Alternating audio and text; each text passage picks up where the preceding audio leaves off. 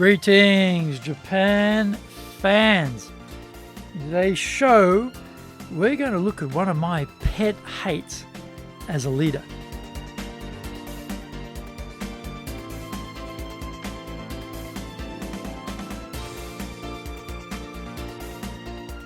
Maishu, arigatou gozaimasu, and welcome back to the 10th year of the Leadership Japan series. I'm your host in Tokyo, Dr. Greg Story, Dale Carnegie Tokyo franchise owner, president of Dale Carnegie Tokyo Training, and three-time best-selling author of Japan Sales Mastery, which is Zaegyo in Japanese, Japan Business Mastery, Japan Presentations Mastery, and my new book, Stop Wasting Money on Training, which in Japanese is Training de okane o muda ni suru no wa yamemashou.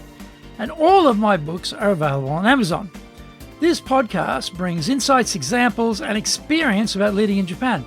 Trust me, it is different here. Don't forget to subscribe and share this podcast with your family, friends, and colleagues. We are not being sponsored by Libsyn, but we value your privacy, which is why we have our podcast hosted by Libsyn. Unlike many other hosting organizations, Libsyn have a strict policy that does not allow access to your private information by anyone. Mondays, the Cutting Edge Japan Business Show podcast. Tuesday, the Presentations Japan series. And every second Tuesday, the Business Touches in no Oshie show. Wednesdays, the Sales Japan series. Thursdays, the Leadership Japan series. And every second Thursday, the Business Pro Podcasto show. Fridays, the Japan Business Mastery Show podcast. Saturdays, Japan's top business interviews. Before we get going, today's handy Japanese phrase is waku waku suru ne, waku waku suru ne. I am sure you are excited. Maybe they've got something coming up, a big event, going out somewhere, big dinner, movies, I don't know, concert, whatever. And you think they're going to be excited by this, and you just say, I'm sure you're excited. Waku waku suru ne, waku waku suru ne, waku waku suru ne. Waku waku suru ne. I bet you're excited. Waku waku suru ne. Waku waku suru ne. This is episode number 508. Today we're talking about why I hate the lowest common denominator as the leader. In Japan, we are in a zero-sum game, death struggle for talent. Actually, we're in the same struggle for even the modestly talented. We better get used to a lowering of standards going forward as we struggle to get people, any people. They aren't making Japanese in the numbers we're used to. And each year, the media reports how the number of new babies has declined to a new record low. The 15 to 34-year-old population in Japan has halved over the last 20 years and will just keep going down. We're going to face a free agent youth population who will be in high demand. We talk about recruit, retain, and advance people. The recruit part will just get tougher, and the retain part is on us as leaders to get it right. If we can offer the right environment, then people will stay with us. The problems arise when we have un-reconstructed middle managers who are asleep. They're like Rip Van Wrinkle or Urashima Taro in the Japanese context. They are not awake to these new changes and are still treating subordinates like they grow on trees and are easily replaceable. They are stuck in the good old days. We're going to have to pay a lot more attention to our onboarding processes and our internal training. It's all good and fine, but there are surprises in store for us which we wouldn't be able to predict.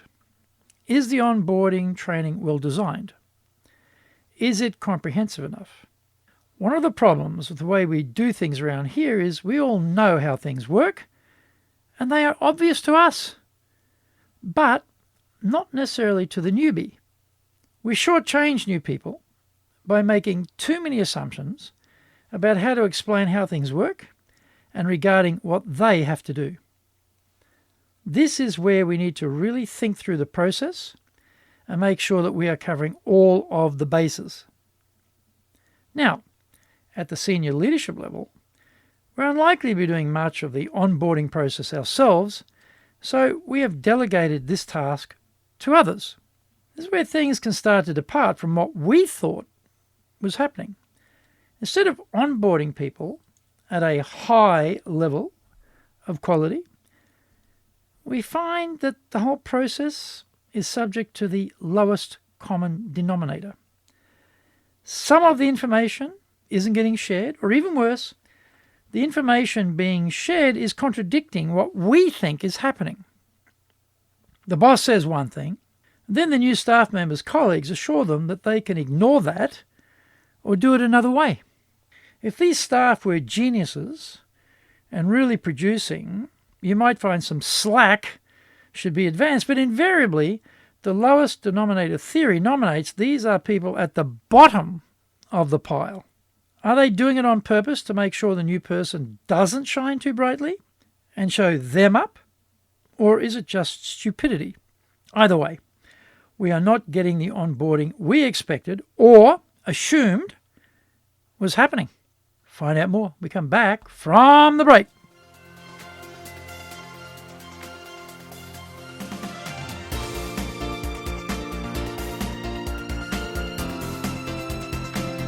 Today's show is brought to you by our public courses, but we also are doing custom in-house programs.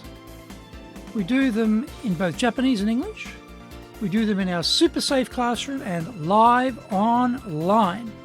On the 12th of April, do our Dale Carnegie course.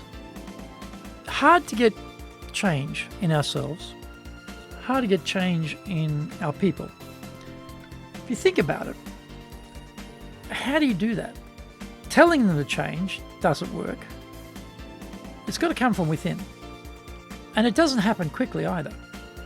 It's very rare that someone recognizes they need to make a change and they make that change instantly. Most of us are in favor of change, but restrict that to change and everybody else on the planet bar ourselves.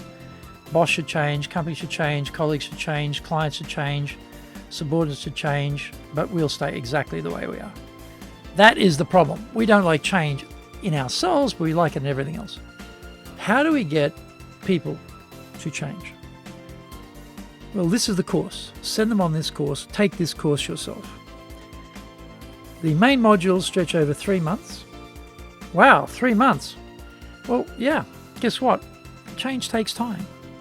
It's not instant. It's not like a vending machine. Put the money in here, boom, out comes the drink. It's not like that. It takes time for people to come around to the idea and be gripped with the idea that they need to change, or that they can change, or that they want to change, or that they will change. It takes time. On the 20th of April, HIP, High Impact Presentations, we call it. This is where you get fast change. I love teaching this course because you don't have to wait 3 months to get results. 2 days in the main modules. Bing!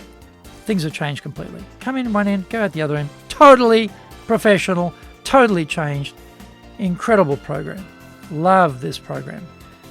How to be persuasive, clear, concise, powerful, appealing, engaging, effective. That is what this program delivers in spades, because the coaching, 2 instructors, everything videoed, massive feedback, phenomenal program. If you haven't done it, do it. It took me a long time to get around to doing it because I didn't know it existed. Now you know it exists, so don't be like me and wait. Get on the program, do this program. It will change many, many things for you in your professional career. No question. Go to our website at www.dale-carnegie.co.jp. That's www.dale-carnegie.co.jp. Lots and lots of value there for you. To do better in Japan, email me at greg.story@dalecarnegie.com. If you like learning by watching video, then we have nearly 2,000 there for you at Tokyo, Japan, Dale Carnegie TV on YouTube.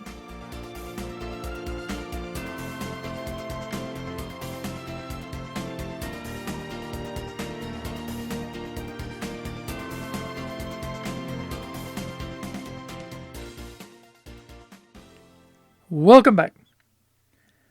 The bigger problem is, how do you find out what is really going on? We are busy bosses and have plenty on our plate.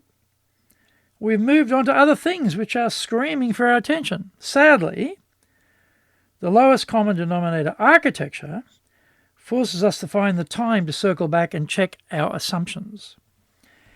Maybe once upon a time it didn't matter too much, when there were job candidates aplenty and we were whizzing through piles of resumes, sorting and evaluating who we would bother to meet. That scenario is so ancient, I can barely remember doing that. Today, if we get someone on board, we have to treat them well and make the time to ensure they are getting the right information, training and assistance inside the organization. A good starting point is to assume your own veteran staff are telling them things which are different to what you want them to do. They are more likely to listen to their colleagues who are doing the same work as they are than the boss who is above the clouds and on another plane. As the boss, we have to spend time with the new staff and just check they are getting the right onboarding as we designed it and eliminate lowest common denominator interventions by members of our own staff. The problem is, what do we check? As there are so many possibilities of error being played out without us knowing. Well, simply, we cannot check everything. But we can check the most important things. We can also schedule regular checks, because this whole onboarding process is a moving feast and things change from week to week. As the boss, we're trying to operate the highest levels of sophistication in our business, but we're going to have to fight against our own lowest common denominator people, pulling that construct down to their level. Annoying? Time wasting? Yes. But this is the new reality for the leader. We don't want to micromanage things, but in this onboarding instance, we should. We cannot afford to have poorly trained new recruits or have them leave and join our competitor.